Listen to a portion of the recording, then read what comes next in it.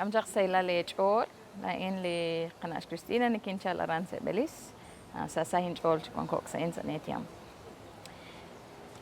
I bring you greetings from my people in Belize. I am Cristina Coc, Ketchi Maya woman from southern Belize, and I am very happy and honored to be in this space and in this time.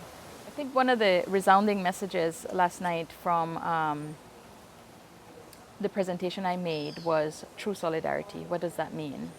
For me, it means that if we are to fight oppression, if we are to fight discrimination against marginalized people, we have to be true to our solidarity, and that means that we cannot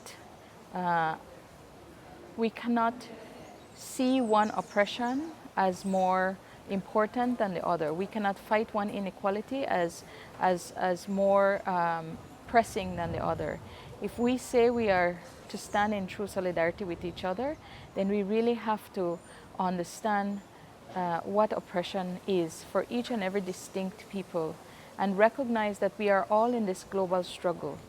If we're to confront the global challenges, whether that be food security, climate change, whether that be child welfare, whether that be fighting extractive industries, it's important to understand that this struggle is not for one people.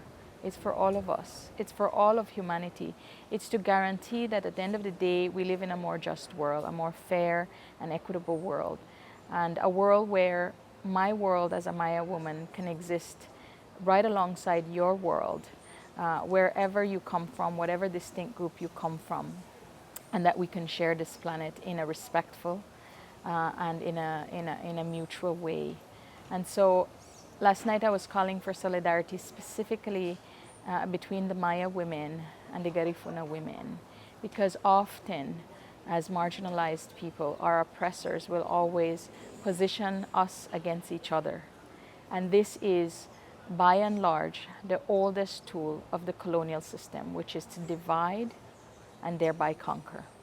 And one of the things that we must do is to recognize that we are being positioned against each other, and to confront it directly, and to be able then to recognize that it is only our unity that is going to bring our freedom, and unity as Maya women, unity as Garifuna women, unity as Arawak women, unity as Indigenous women. And it's important that the women take the lead in this. And I say that because we understand what it is to look for the security of our future generations. We are mothers, we are grandmothers, we are sisters. We understand what family means, what kinship means, what belonging to a community and a family means. And if we are to move forward, then we have to develop this sense of kinship, not just with our own kind, but a sense of kinship with Indigenous women all around the world. And so the message last night was to understand true solidarity. I think that we are at an important time in this struggle. We've never really engaged the Caribbean at the level that we are now. And I'm happy that this space has been created. And I'm happy that we can offer our experiences as Maya women to the struggles of Caribbean women and Caribbean people. Because at the end of the day, we were all colonized in the same way. We're all fighting the same systems, the same imperialism. And I think we have a lot to learn from each other. And if we can understand better the Caribbean experience, if we can understand better the people here, not just in Trinidad, but in all the small islands of the Caribbean, it's important that we lean on each other, that we borrow from each other. We don't have a long life to learn all the things and to make all the mistakes, but we can learn from each other. And as a collective, again, I always go back and I emphasize the value of my people, and that value we know as Comunil. Comunil speaks to collectiveness, collective action, collective labor, collective being, collective existence. And I think that the Caribbean is a unique place We certainly draw out some of the best people in the world, some of the greatest leaders of the world. And I truly see a time when there will be this cadre of Caribbean leaders that will challenge the very systems that oppress us. And we will dismiss and we will reject adopting those systems for the Caribbean and return to a place where there's success, there's story of happiness, of harmony among these various countries and nation states. And so I welcome this time. Well, the space that is created for dialogue among real-time actors, particularly Indigenous women, is not often. It's very seldom that women can come together for a number of reasons.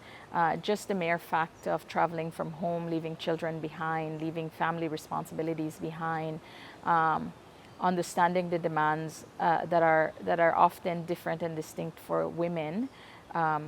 Being able to be in this space and in this forum and being able to connect with one another, understand and appreciate each other's place, and acknowledge